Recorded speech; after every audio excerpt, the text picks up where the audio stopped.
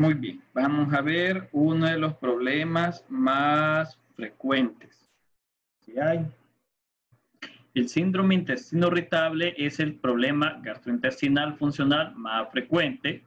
Es una alteración sintomática, crónica, recurrente, que se caracteriza por dolor o malestar abdominal y alteraciones en el hábito intestinal, ya sea con diarrea o con estreñimiento. El diagnóstico se hace a través de los criterios de Roma 4, donde se busca si el paciente tiene dolor abdominal recidivante, por lo menos un día a la semana, los últimos 3 meses, relacionado con 2 o más de los siguientes criterios. Que el dolor modifique con la defecación, cambio en la frecuencia de las deposiciones, cambio en la forma o apariencia de las deposiciones.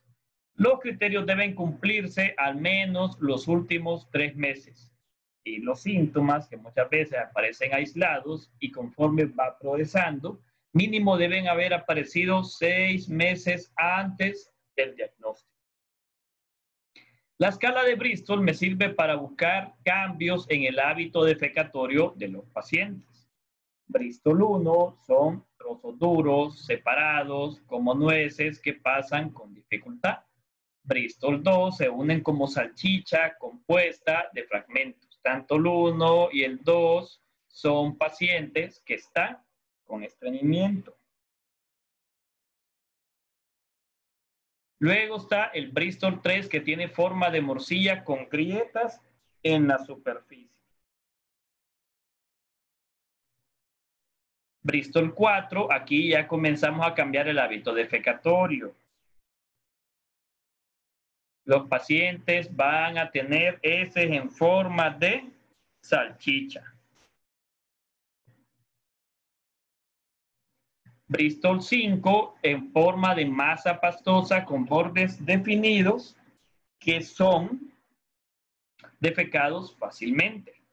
Bristol 6, fragmentos blandos y esponjosos con bordes irregulares y consistencia pastosa.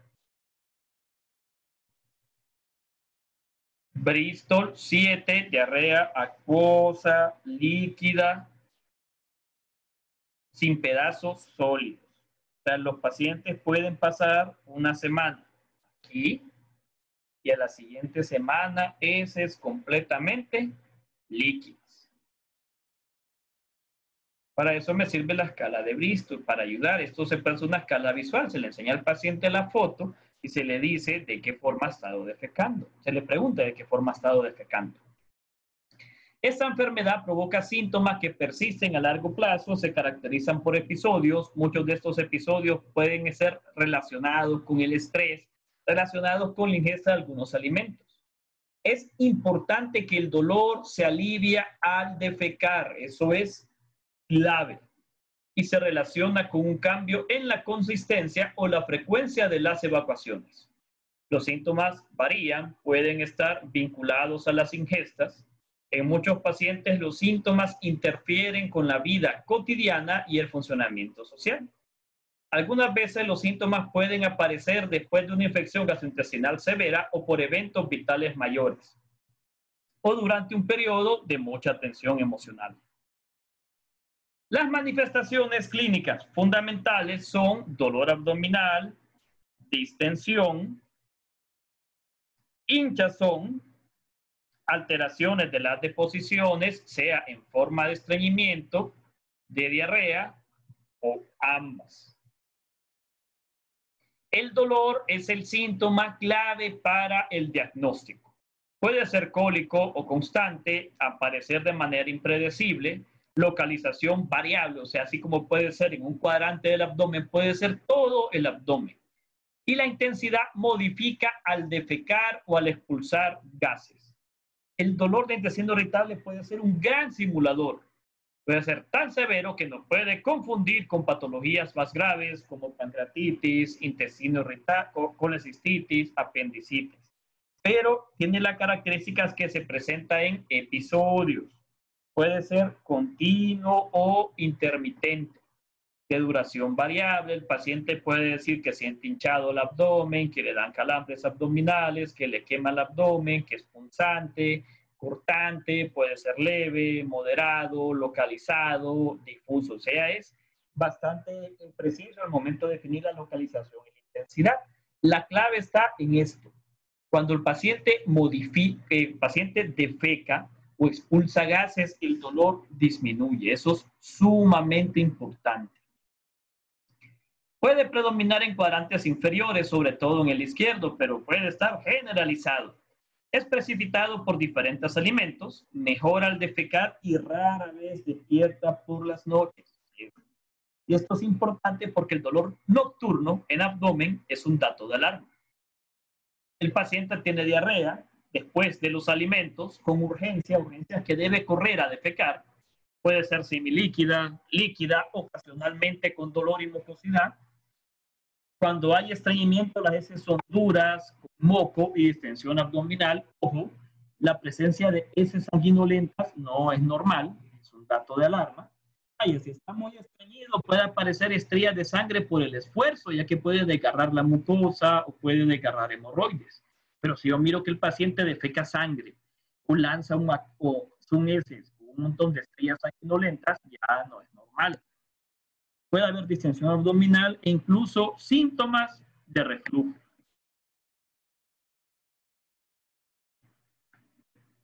Puede haber hinchazón abdominal, forma normal de las heces, deposiciones duras y disminución de consistencia.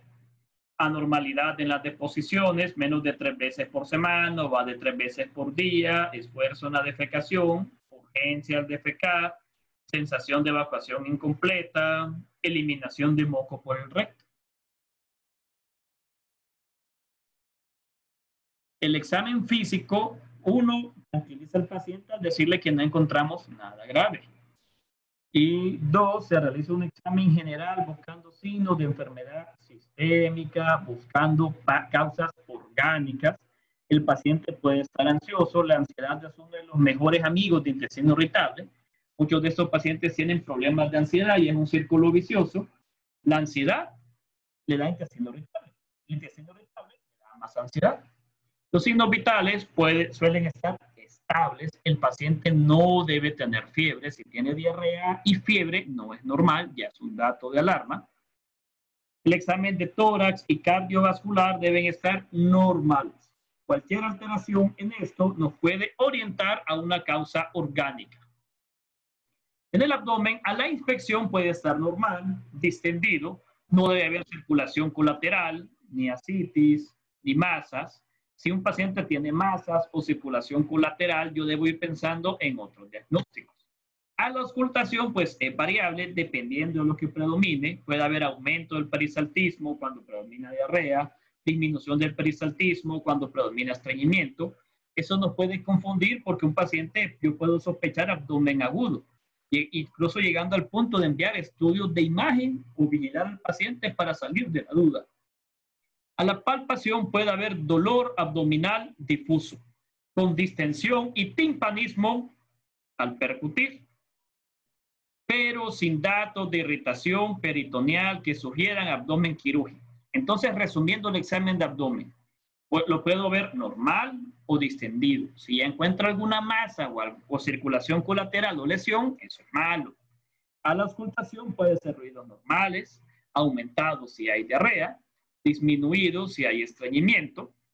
A la palpación, dolor difuso, distendido, timpanismo al percutir, pero sin ningún dato de irritación peritoneal. O sea, al palpar el abdomen es doloroso, pero no tiene irritación peritoneal.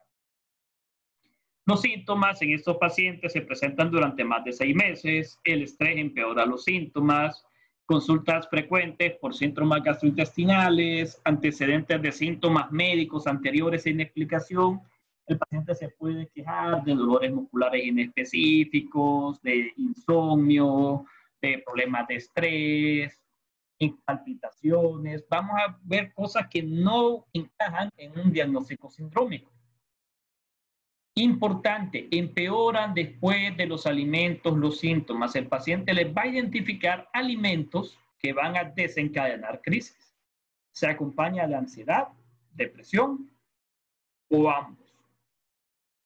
En 80% de los pacientes con intestino irritable hay rasgos psiquiátricos. No predomina alguna particular, tienen síntomas excesivos en reacción a la distensión abdominal, o sea que tienden a exagerar. Y esa anomalía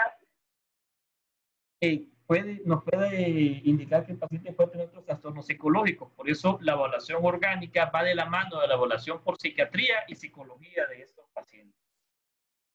Además de la parte digestiva, pues son pacientes que pasan con tendencia al sueño, dolores musculares, articulares, cefalea, tienen síntomas urinarios muy similares al intestino irritable. Hacen micturia, o sea, se levantan en las noches a orinar. Frecuencia y urgencia de micción van a cada rato, sienten ganas de ir corriendo a miccionar y tienen tenesmo vesical. Tenesmo vesical es vaciamiento incompleto de la vejiga, o sea que el paciente orina, pero siente que le hace falta orinar, que tiene todavía orina en la vejiga. Tiene dolor al hacer actividad sexual, que eso es dispareunia, tienen insomnio y baja tolerancia a los medicamentos, o sea que los pacientes tienen mucho dolor al momento con cualquier medicamento, o sea que los medicamentos le pueden desencadenar crisis también. Datos de alarma. ¿Qué quiere decir esto? Si el paciente tiene alguno de estos datos, yo debo considerar otra causa de dolor abdominal, o sea, no va para intestino irritable. Uno, que los síntomas aparezcan en pacientes después de los 50 años de edad. 2, síntomas de aparición reciente. 3, pérdida de peso no intencional. 4, síntomas nocturnos. 5, antecedentes familiares de enfermedad de colon, enfermedad celíaca, enfermedad inflamatoria intestinal, que tengan anemia, sangrado rectal, uso reciente de antibióticos, tumoraciones en el abdomen, recto, elevación de marcadores inflamatorios, presencia de fiebre. Muchos de estos pacientes tienen fibromialgia, o sea que pasan con dolores musculares inespecíficos, pueden tener síndrome de fatiga crónica, problemas en la articulación temporomandibular, dolor pélvico crónico, dispepsia no ulcerosa, discinesia biliar, o sea que tienen un montón de patologías funcionales, o sea, ninguna de esos tiene un trastorno orgánico. Con los mecanismos fisiopatológicos, pues no hay una causa establecida, sino que es algo multifactorial. Todos estos factores me alteran la sensación y la motilidad intestinal. Infecciones, trastornos emocionales, dietas, son algunos de los factores usualmente asociados a estas alteraciones intestinales. El 10 a 20% de los pacientes con problemas infecciosos gastrointestinales de etiología bacteriana, parasitaria o viral quedan con síndrome de intestino irritable. También estos pacientes son más susceptibles a inflamación mediada por mastocitos, linfocitos TH2 y eosinófilos, que estos infiltran la mucosa colónica. También hay cambios en la microbiota, que esto favorece la producción de gases intestinales, hidrógeno, dióxido de carbono, metano, causando más distensión abdominal. Entonces, las bacterias colonizan, activan el sistema inmune, se reclutan mastocitos, eosinófilos, liberan citocinas y estas citocinas me causan cambios en el perisaltismo intestinal. Además, estas bacterias patógenas aumentan la producción de gases. Gases de metano, gases de hidrógeno, y esto me ocasiona inflamación, distensión y flatulencias. Y contribuyen también a menor cantidad de serotonina y disminución en el tránsito intestinal. Entonces, en los pacientes con síndrome de intestino irritable postinfeccioso hay perpetuación de la respuesta inflamatoria de bajo grado y esto permanece durante largo tiempo. Se liberan citocinas, linfocitos intraepiteliales, mastocitos, eosinófilos en la mucosa yeyunal y colónica. Esto juega un papel fundamental en el cambio en el peristaltismo. Los problemas psicológicos, factores genéticos y las alteraciones en la microbiota hacen cambios en la vía cerebro-intestino. Entonces, los problemas psicológicos también favorecen el aumento en la permeabilidad intestinal, que se recluten más linfocitos, mastocitos, eosinófilos. Se liberan interleucinas que modifican el sistema nervioso entérico y la función neuromuscular. Esto altera el peristaltismo intestinal, ya sea aumentándolo o retrasándolo. Entonces, la mezcla de factores genéticos, ambientales, ansiedad, depresión, cambios en la microbiota, aumentan la permeabilidad intestinal, hay edema localizado, o sea, dentro de la mucosa no se destruye la mucosa, esto es importantísimo, sino que estos cambios inflamatorios me dan alteraciones en la función neuromuscular. Los mastocitos son claves en el síndrome de intestino irritable. Se ha visto mayor cantidad de mastocitos en la mucosa colónica, liberan tripsina e histamina. Los mastocitos también se han correlacionado con la gravedad y frecuencia de dolor, malestar abdominal en pacientes con intestino irritable. Las células enterocromafines también juegan un papel importante en la hipersensibilidad visceral, así como los asmáticos tienen hiperactividad bronquial, estos pacientes tienen hipersensibilidad visceral, o sea que con pocos estímulos hacen crisis. Liberan serotonina, aumentan los receptores de 5-hidroxitriptamina que están en las neuronas sensitivas aferentes. Entonces, aquí vemos en otro esquema los distintos mecanismos. La microbiota normal mantiene el pH, la integridad de la membrana del epitelio intestinal y favorece el proceso de digestión. La inflamación crónica, infecciones, malabsorción, alteraciones en los canales de sodio y cloro, alimentos, déficit de disacaridasa, todo esto en conjunto contribuye al cambio en la microbiota, aumenta la permeabilidad intestinal, se reclutan mastocitos, células dendríticas, liberan histamina, triptasa, factor de crecimiento tumoral, proteasa, y esto me ocasiona cambios en el peristaltismo. Por otro lado, puede haber cambios en los canales de cloro, que esto justificaría porque hay diarreas acuosas. Y los cambios en la microbiota producen CO2, gases de hidrógeno, metanos, que esto me causan distensión abdominal. Entonces ven que el intestino irritable no es de un solo factor, es multifactorial y me causa cambios en el peristaltismo, distensión de gas, distensión por la formación de gas. Los antibióticos orales y parenterales pueden afectar la microbiota, contribuyen al desarrollo y el empeoramiento de los síntomas.